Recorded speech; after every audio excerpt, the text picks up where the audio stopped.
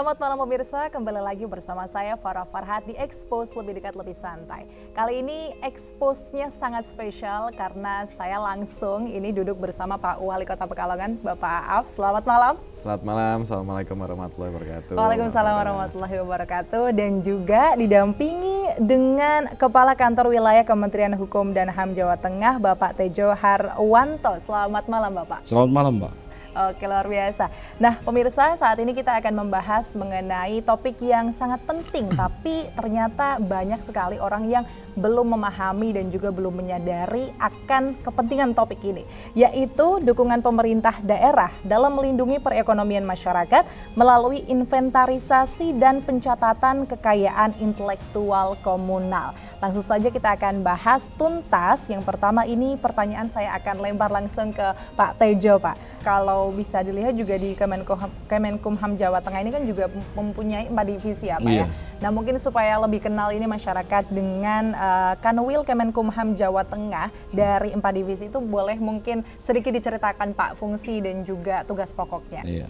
Salah satunya yang akan kita bahas malam ini tugas fungsi Kepala Divisi Pelayanan Hukum dan HAM.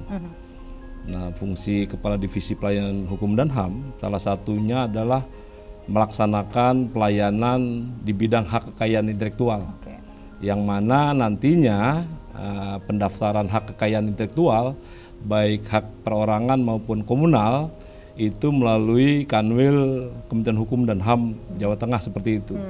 Dan tugas kita yang pertama adalah melaksanakan sosialisasi, edukasi kepada masyarakat, pemerintah daerah untuk kiranya mendorong hak kekayaan intelektual baik perseorangan maupun komunal.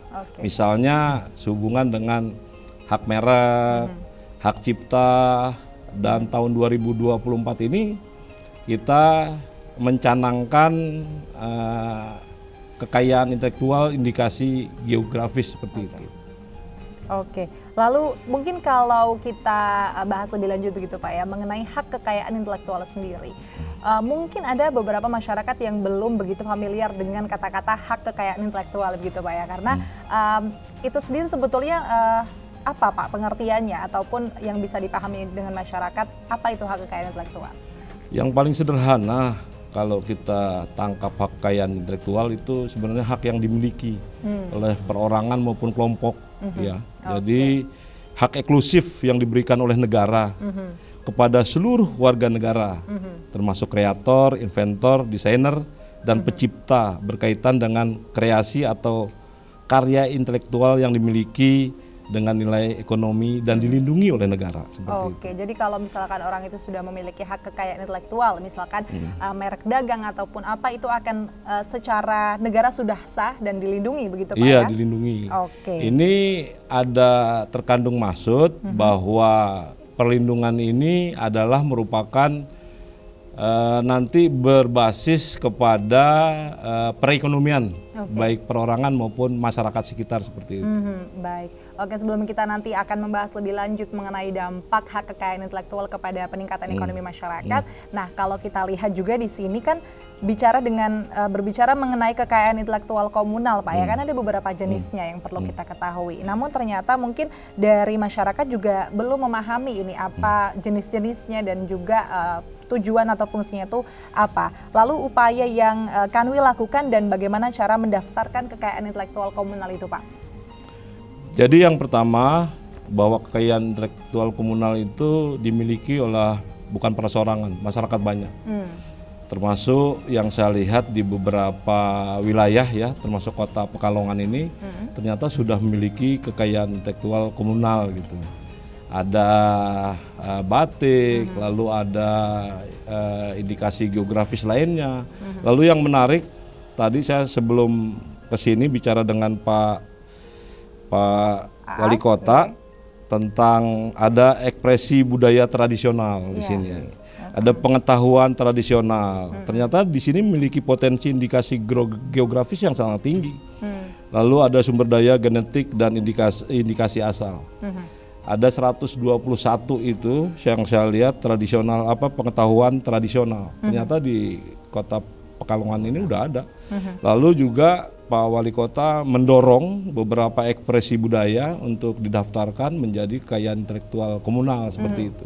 Oke, jadi ternyata sudah banyak ya Pak yang di Kota Pekalongan sendiri. Nah ini saya juga mau bertanya ke Pak Wali nih, bagaimana tanggapan Bapak mengenai ternyata sudah ada nih Pak banyak kekayaan intelektual komunal yang dimiliki oleh masyarakat Kota Pekalongan. Ini tanggapan Bapak seperti apa? Iya, alhamdulillah Kota Pekalongan seperti yang disampaikan oleh Pak Tejo tadi sudah banyak sekali. Salah satunya batik itu pasti, ya, karena Kota Pekalongan ini juga sebagai kota batik dan sektor perekonomian masih 70% itu adalah di batik.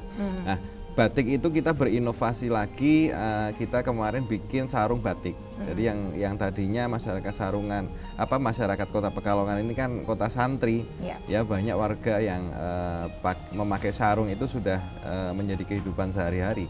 Nah, kita pengen untuk mendorong UMKM lokal ini dengan mengeluarkan produk sarung batik. Alhamdulillah responnya juga sudah oke, UMKM juga sudah bergerak dan sudah kita daftarkan di indikasi geografis itu tadi. Alhamdulillah sudah goal. Dan sekarang di Kota Pekalongan setiap hari Jumat, ya Pak Tejo, kita ASN semuanya wajib bersarung batik. Atasan menyesuaikan. Ini pun juga sudah kita dorong kepada instansi vertikal seperti hotel, kantor, perbankan dan sebagainya. Itu setiap hari 1 kali dalam seminggu mereka alhamdulillah sudah bersarung batik ya. Yang susah memang TNI Polri ya, kayaknya nggak mungkin ya. Tapi yang semuanya alhamdulillah sudah. Nah, terus masih banyak juga termasuk makanan-makanan khas Kota Pekalongan, ada megono, ada tauto dan sebagainya. Terus, nah ini yang di depan kita, lopes ini kan juga sudah menjadi tradisi kita setiap Syawalan. Ada lopes raksasa, beratnya sekitar hampir 2 ton. Ya itu sudah menjadi tradisi budaya yang kuat untuk kita dan kita dorong lagi untuk yang lain termasuk bubur suro dan sebagainya. Mudah-mudahanlah ke depan komunikasi kita dengan Kemenkumham semakin lancar dan kita bisa mendorong masyarakat Kota Pekalongan untuk yang pertama tujuannya untuk tidak melupakan sejarah Kota Pekalongan. Yang kedua yaitu didorong supaya kita mendapat pengakuan itu saja. Oke, baik Pak. Mengenai sarung batik sendiri apa ya yang sudah menjadi indikasi geografis, itu respon dari daerah-daerah lain yang notabene juga terkenal dengan produksi batiknya, let's say Solo, Jogja itu seperti apa Pak? Ya, alhamdulillah juga berdampak, tapi kan alhamdulillah karena batik ini kan kalau kita bicara motif mungkin sulit ya untuk kita mematenkan karena tapi untuk merek dan sebagainya. Nah, karena batik ini juga luas, nah kita sarung batik pengen mendapat pengakuan bahwa itu asal Pekalongan ya, dari Pekalongan, ide termasuk segala macam. Nah, sekarang juga sudah berdampak di daerah yang lain, mereka juga sudah membuat sarung batik. Nah ini harapannya juga sarung batik ini bisa lebih luas dikenal dan digunakan seluruh Indonesia. Oke, tapi tetap ingatnya berasal dari Kota Pekalongan. Ingatnya tetap berasal, ya? Diakuinya berasal dari Kota Pekalongan. Betul. Jadi boleh daerah lain memproduksi batik, tapi memproduksi sarung batik terutama, tapi ketika orang itu memakai sarung batik, maka yang teringat adalah Kai Wong Kalongan gitu ya Pak ya. Jadi Kai Wong Kalongan berarti udah memakai sarung batik dengan baju biasanya baju koko ataupun kaos juga boleh ya Pak ya. Masuk. Iya betul, dan ternyata memang sangat penting sekali ketika ini sudah diakui begitu ya secara hukum dan HAM, maka tugas kita adalah mengaplikasikan itu setiap hari supaya lebih dikenal dan stereotip masyarakat terbentuk untuk betul-betul mengetahui kalau itu berasal dari kota tersebut begitu. Oke, lalu mungkin rencana ke depan Pak dari Pak Kanwil ini ada potensi-potensi apa saja nih Pak yang sudah terbaca di Kota Pekalongan untuk bisa didaftarkan? Oke Mbak, jadi kembali ke digitalisasi administrasi pemerintahan untuk pendaftaran kekayaan intelektual komunal atau perseorangan itu cukup dengan online aja. Gitu, Pak. Jadi isi formulir di online, lalu nanti kita kantor wilayah akan mencatat kekayaan intelektual yang sudah terdaftar di kantor wilayah, khususnya di wilayah Jawa Tengah, lalu kita sampaikan ke pusat, ke Direktorat Jenderal Administrasi Hukum Umum, itu sangat cepat dalam waktu yang tidak terlalu lama nanti Pak Wali. Nanti kita akan mengeluarkan catatan tentang pengesahan dari kekayaan intelektual komunal. Yang menarik ini, kekayaan intelektual ternyata berpengaruh terhadap perekonomian masyarakat nih. Jadi kalau jaring perekonomian itu panjang. Contoh di UMKM, misalnya pelaku usaha, pelaku ekonomi itu mendirikan salah satu sehubungan dengan kekayaan intelektual komunal gitu. Usaha lupis inilah sawalan gitu kan. Itu kan menyerap tenaga kerja. Betul. Menyerap tenaga kerja dengan memiliki penghasilan bisa berpartisipasi dalam pembangunan, pembayaran pajak daerah dan lain sebagainya.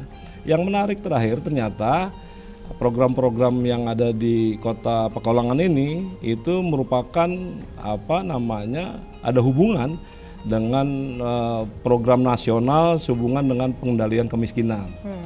Oleh sebab itu kantor wilayah Kementerian Hukum dan HAM Jawa Tengah mendorong sekali nih setiap kabupaten kota, termasuk apa yang digagas Pak Wali Kota Pekalongan, pendaftaran kekayaan intelektual komunal.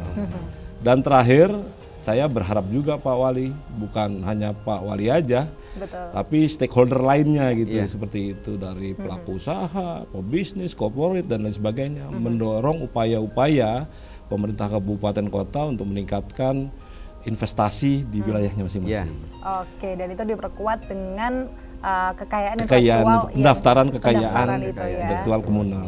Oke, jadi klaimnya itu sudah sah secara hukum dan HAM. Ya. Jadi kami mengajak untuk seluruh stakeholder begitu ya untuk berpartisipasi dan mendaftarkan bersama-sama produk-produknya, baik itu yang komunal maupun yang perseorangan, untuk kita sama-sama mengayakan inventarisasi di Kota Pekalongan apa saja yang menjadi khas di Kota Pekalongan untuk semakin menambah nilai investasi, menambah nilai ekonomi di Kota Pekalongan. Nah, setelah ini kita akan membahas lebih lanjut mengenai dukungan pemerintah Kota Pekalongan terutama dalam hal inventarisasi produk untuk kekayaan intelektual. Jangan kemana-mana, tetap di Expose lebih dekat, lebih santai.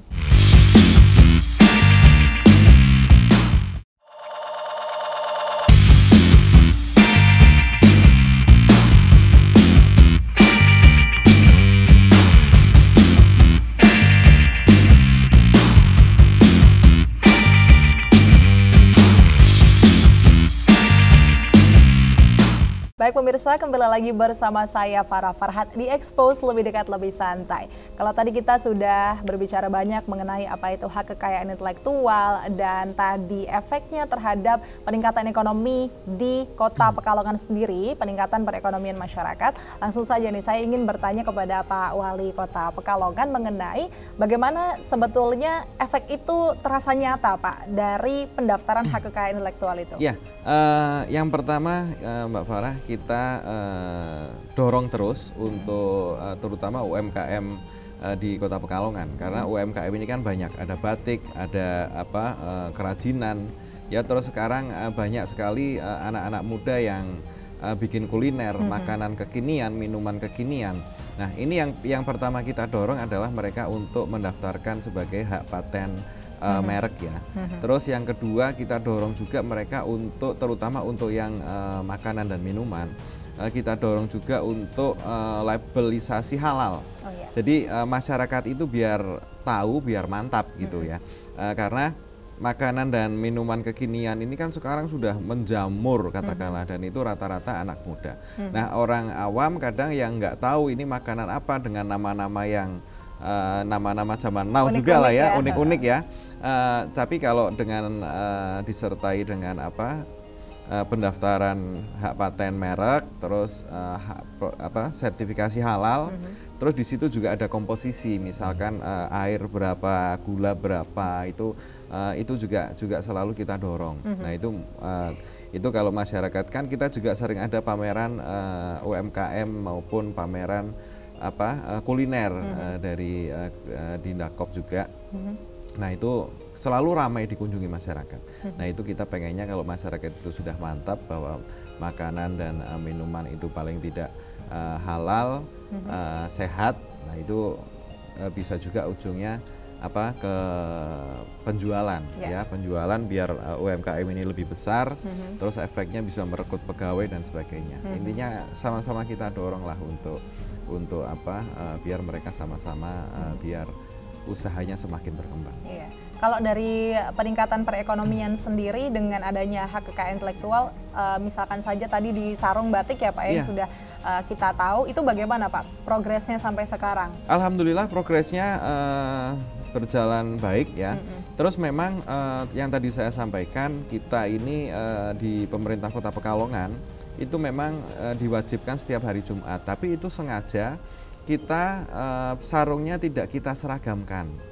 Jadi bebas untuk ASN ini, seluruh ASN di Kota Pekalongan beli sarungnya, motifnya dan segala macam itu bebas. Nah, itu karena kenapa kita bebaskan, karena tujuan kita kalau hanya 1, 2, 3 para ASN ini bisa beli di UMKM ya. Kalau untuk seragam dengan 4.000 ASN di seluruh Kota Pekalongan, ya pasti yang menikmati hanya 1, 2 juragan batik lah ya bahasanya. Cuman kalau ini kan bisa tersebar karena belinya satu-satu dan motifnya bebas. Jadi memang ya di kantor pun nanti kalau lihat hari Jumat ya sarungnya motifnya macam-macam, warnanya macam-macam. Itu malah bisa enak lah istilahnya Jadi tidak semuanya seragam, tidak harus seragam. Iya betul. Nah kalau kita bicara ke lupis nih Pak, mumpung ada lupis di depan kita semua ya. Nah ini kan juga termasuknya kan sudah menjadi hak kekayaan intelektual komunal gitu Pak ya. Nah ini apakah sudah ada progres juga nih Pak? Yang dulunya mungkin cuma dijual ketika Syawalan, tapi sekarang gimana Pak? Kalau Syawalan memang ramai ya. Kalau kita hitung itu di daerah Krapyak, karena ini Pak Tejo khasnya kan di daerah Krapyak. Di samping lupis yang besar itu sudah dibuat oleh panitia Syawalan, penjual lupis yang di pinggir-pinggir maupun yang di rumah-rumah itu yang kita hitung tahun kemarin Lebaran itu lebih dari 60. Ya itu kan berarti ekonomi berjalan. Masyarakat yang mungkin tidak dapat yang lupis raksasa, mereka bisa menikmati lupis yang mereka beli dan mungkin untuk oleh-oleh juga. Nah, sekarang dulu beberapa tahun yang lalu lupis hanya kita temui di saat Lebaran, puasa Lebaran dan Syawalan. Tapi sekarang setiap hari, hampir setiap hari sudah ada penjual lupis yang kita temui sehari-hari. Ini kan menandakan mungkin minat masyarakat, mungkin masyarakat Kota Pekalongan yang dulunya tinggal di Kota Pekalongan sekarang harus merantau keluar kota, kangen dengan masakan-masakan maupun makanan khas Pekalongan, terutama lupis, ya bisa mereka bawa. Lupis ini kan plusnya adalah dia bertahan lama, bisa beberapa hari, sampai seminggu pun bisa, ya sampai seminggu pun bisa. Dan kemarin kita di Banjarmasin ada pameran dari Provinsi Jawa Tengah yang Kota Pekalongan menjadi ikon. Nah, salah satu makanan yang kita bawa itu adalah lupis. Ternyata di sana sangat diminati, lupis dan megono sangat diminati dan sangat laris di sana. Wah, luar biasa. Masyarakat Banjarmasin, alhamdulillah pada suka. Padahal kan ini juga termasuknya kue basah ya, tapi ternyata awet ya. Awet, ini kurang lebih bisa seminggu lah kalau untuk jadi ini. Cocok banget kalau misalkan bingung mau cari oleh-oleh apa. Yang nggak awet itu kan kelapanya. Kalau kelapa kan bisa diparut dari rumah ya Pak ya. Yang penting kan ini lupisnya ya, satu lonjong lupis ini bisa dibawa ke rumah, awet sekitar berapa Pak? Kurang lebih 5 hari sampai 5 hari sampai 1 minggu masih awet. Ini luar biasa masih sekali enak. Ya ternyata. Ini aset nih dari Kota Pekalongan. Nanti kita mau coba juga nanti, tapi di segmen terakhir kita juga mau tahu nih testimoni dari Pak Kanwil ya, dari Pak Tejo bagaimana, karena belum pernah kan Pak ya? Belum pernah. Nah ini cocok sekali. Nah ini langsung aja ke Pak Kanwil lagi nih Pak. Menurut Bapak ini seberapa penting sih suatu daerah ataupun masyarakat itu untuk mendaftarkan hak kekayaan intelektual? Hak kekayaan intelektual, khususnya kekayaan intelektual komunal, itu pertama yang menurut pendapat saya itu sangat penting. Jadi penting, perlu, harus menurutnya itu. Karena apa? Karena bukan hanya mengangkat perekonomian, ternyata ini menjadi bagian dari negara harus melindungi. Negara dalam arti luas ya, pemerintah daerah, masyarakat dan lain sebagainya, melindungi untuk melestarikan dan mengembangkan. Karena apa? Karena kekayaan intelektual komunal berdampak terhadap ketahanan nasional nih. Jadi kalau dilihat beberapa kekayaan intelektual komunal Indonesia seperti Reok Ponorogo, terus ada namanya kopi Toraja, Arabica dan lain sebagainya, itu diklaim oleh negara-negara lain. Termasuk ada lagu apa namanya sayang-sayangi misal seperti itu. Dan menarik ternyata dengan adanya beberapa kekayaan intelektual komunal yang udah dilindungi oleh negara dengan pencatatan pendaftaran itu, identitas khusus di wilayah kota Pekalongan ini akan lebih semangat gitu. Kan kita punya generasi Z. Generasi Z melihat pada masanya misalnya pemerintahan Pak Wali Kota ada Lupis Sawalan gitu. Kok sekarang Lupis Sawalan adanya di kabupaten kota lain ya, atau ada di negara tetangga kita lah seperti itu. Padahal dulunya kita yang melakukan itu. Oleh sebab itu pencatatan atas kekayaan intelektual komunal itu sangat berarti dari ekonomi, sosial, budaya, dan identitas dari wilayah tersebut, termasuk ketahanan nasional. Di beberapa tempat itu di negara-negara berkembang dan negara maju, identitas itu menjadi alat pemersatu bangsa ternyata. Ini mungkin alat pemersatu wilayah kota Pekalongan, bahwa Lupis Sawalan ini punya kota Pekalongan. Kan jadi bangga kan, menjadi warga masyarakat kota Pekalongan. Apalagi masyarakat semuanya ikut mendorong berpartisipasi untuk dapat melestarikan lah, mengembangkan kekayaan intelektual komunal ini gitu. Saya rasa jadi itu memang sangat penting sekali, ya Pak ya Tejo. Jadi sangat penting sekali untuk mendaftarkan hak kekayaan intelektual komunal ini, karena tadi sebagai identitas masyarakat itu sendiri, kemudian nanti juga meningkatkan perekonomian taraf hidup masyarakat karena sudah diakui secara hukum dan juga negara, maka juga akan lebih memberikan keyakinan pada masyarakat luas bahwasanya oh ya ini merupakan tradisi ataupun ciri khas dari suatu daerah seperti itu. Jadi nanti daerah lain ataupun negara lain tidak akan semudah itu mencaplok begitu ya, mengklaim dan lain sebagainya. Cukuplah Reok Ponorogo, cukuplah tadi kopi Toraja, jangan sampai ini makanan yang manis legit ini sampai tiba-tiba dicaplok oleh Malaysia, jangan sampai ya Pak ya. Iya, walaupun agak jauh tapi kan siapa tahu ada kemungkinan itu, maka kita harus defense dari sekarang begitu.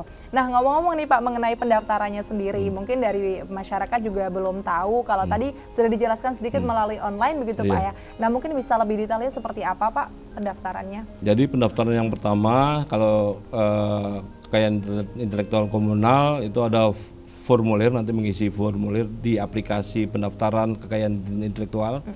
Lebih jelasnya nanti kita akan membantu di beberapa kabupaten kota termasuk kota Pekalongan, nanti kita dampingi untuk pencatatan pendaftaran yang nantinya menjadi salah satu termasuk target kami juga Pak. Jadi makin banyak pendaftaran kekayaan intelektual komunal di tahun ini, di 2024 tahun indikasi geografis, sehingga dapat memacu kinerja masing-masing instansi lah, termasuk Kementerian Hukum dan HAM dan pemerintah kabupaten kota, khususnya kota Pekalongan ini gitu. Yang menarik ternyata ada beberapa aplikasi yang sudah bisa diakses oleh masyarakat gitu, dengan pendaftaran seluruh kekayaan intelektual. Dan di beberapa tempat untuk bulan-bulan ini sudah masuk beberapa kekayaan intelektual yang sudah dicatatkan. Dan kita juga melihat ternyata potensi di kota Pekalongan ini masih banyak indikasi geografis yang belum digali gitu, seperti itu. Kemarin tuh ada hubungan dengan kreasi budaya dan lain sebagainya. Nanti teman-teman di kekayaan intelektual akan memberikan sosialisasi, edukasi ke seluruh khususnya di kota Pekalongan ini. Oke, jadi pemerintah juga akan terus mendampingi begitu ya Pak ya, pendaftaran dan segala bentuk proses untuk sampai menuju ke diakuinya kekayaan intelektual itu. Nah, itu kurang lebih prosesnya berapa sih Pak kalau untuk komunal sendiri? Nanti ada tim asesmen di tingkat pusat supaya apa yang diusulkan dari beberapa kabupaten kota tidak tumpang tindih dengan kabupaten kota lain. Spesifiknya memang kalau setiap wilayah itu ada identitas khusus untuk wilayah itu. Nah, sepertinya lupis Sawalan belum ada nih, gitu kan? Dengan begitu cepat, belum ada nih, cuma satu-satunya, langsung diberikan pencatatan untuk kekayaan intelektual. Tapi di sana udah di cap tuh, ya untuk Kota Pekalongan ini lupis Sawalan itu dikunci punya Kota Pekalongan. Yang lain nyusul tunggu dulu nanti. Jadi memang ini harus gercep gitu ya, Pak ya. Harus segera.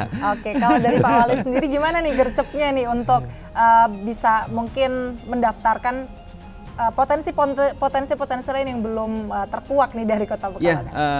Alhamdulillah komunikasi kita sama Kanwil Jawa Tengah sangat baik ya. Terus kita usulkan setelah nanti ini pun setelah lupis masih banyak lagi potensi-potensi yang akan kita usulkan.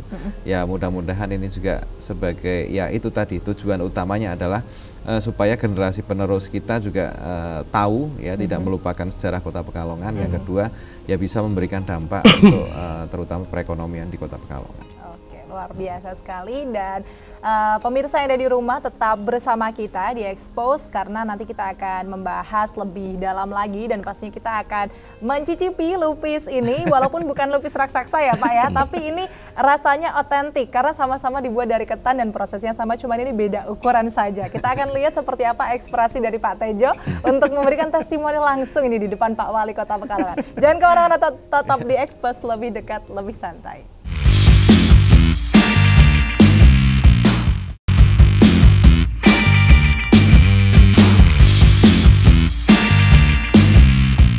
Baik pemirsa, kembali lagi bersama saya Farah Farhati, Expose, lebih dekat, lebih santai. Kalau tadi kita sudah membahas panjang lebar mengenai hak kekayaan intelektual, KIK, dan lain sebagainya, dan potensi-potensi yang ada di Kota Pekalongan yang sudah diakui secara hukum dan HAM. Nah ternyata pembahasan itu cukup membuat kita lapar ya Pak Wali, Pak Tejo ya. Nah ini langsung saja, mumpung ada dan sudah kita siapkan spesial ini untuk Pak Wali dan juga Pak Tejo yang jauh-jauh datang gitu ya, bukan dari Kota Pekalongan. Langsung saja silakan bisa dicicipi. Pak Tejo, kalau saya sih sebetulnya sudah biasa ya. Tapi gitu ya sekalian mumpung kita menemani Pak Tejo ya Pak Wali ya. Kalau dicicipi sedikit, saya mau banyak. Iya. Banyak nggak apa-apa, nanti tambah 2 piring juga kita sediakan. Kita coba bersama-sama. Bismillah.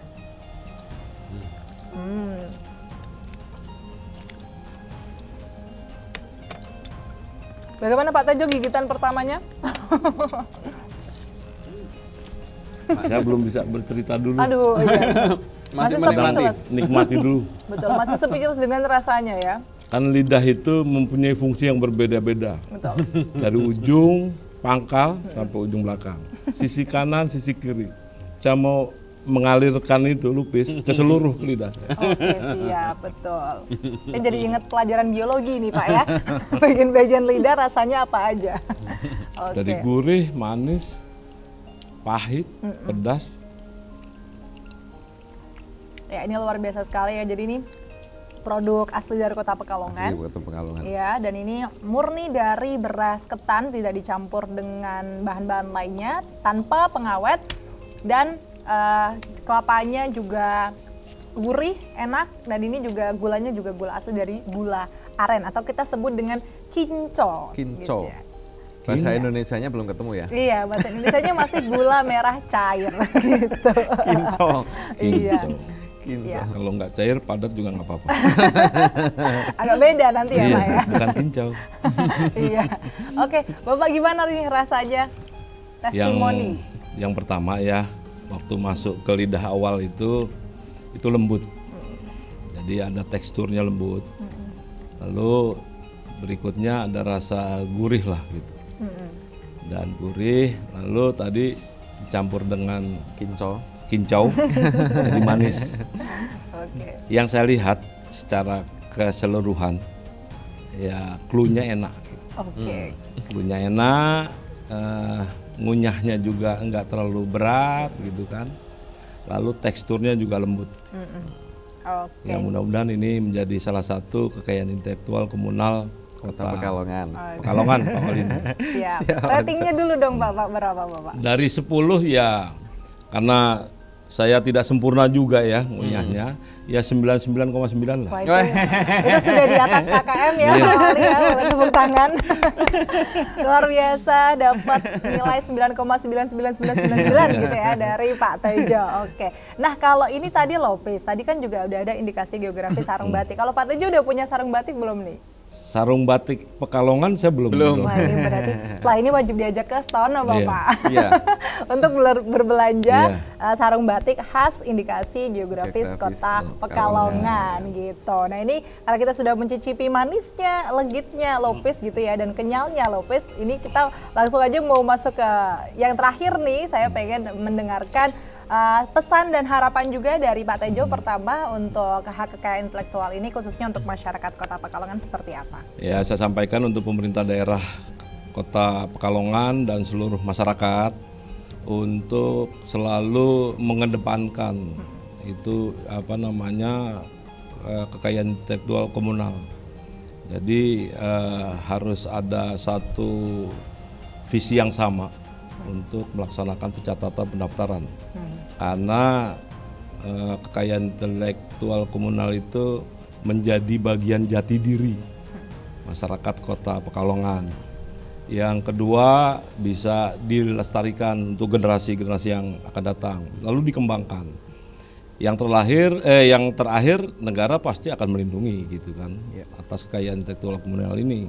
Mudah-mudahan berdampak terhadap kesejahteraan masyarakat Kota Pekalongan. Amin. Saya rasa itu ya.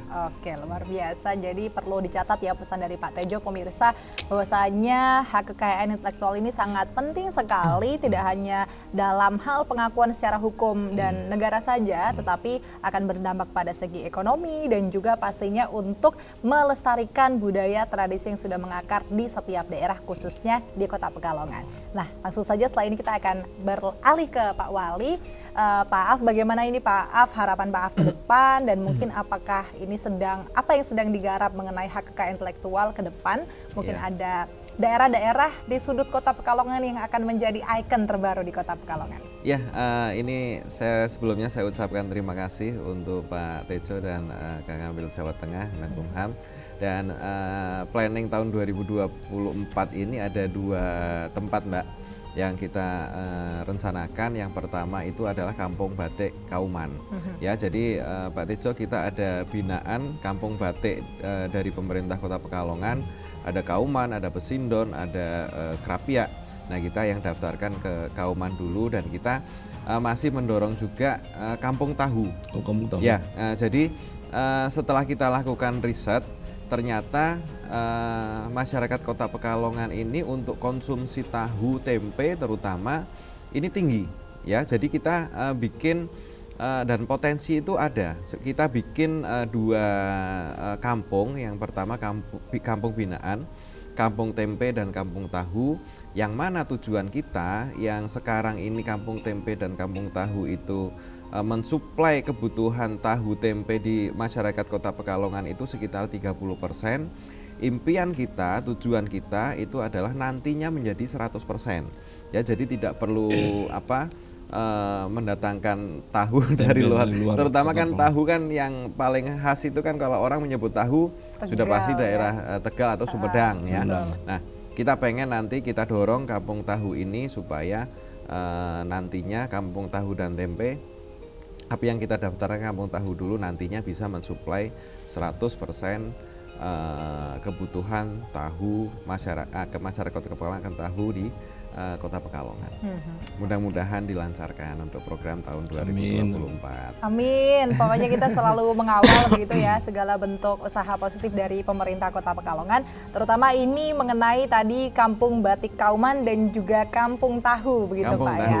Iya, kalau Kampung Batik Kauman ini kan kita taunya kampung yang memang kebanyakan itu pengusaha batik ya pengusaha Pak ya? batik dan ada workshopnya sekalian. Iya betul, nah itu supaya betul-betul bisa langsung menjadi ikon baru nih dari Kota Pekalongan. Jadi kita nanti akan bisa melihat mungkin turis-turis lebih banyak lagi Iya, gitu Pak mulai ya, di proses situ, dari ya. nol sampai menjadi batik diedukasi diedukasi di situ, di kampung batik. Betul, dan ini juga hal baru lagi nih kalau misalkan di Kota Pekalongan mungkin terkenalnya dengan batik begitu ya.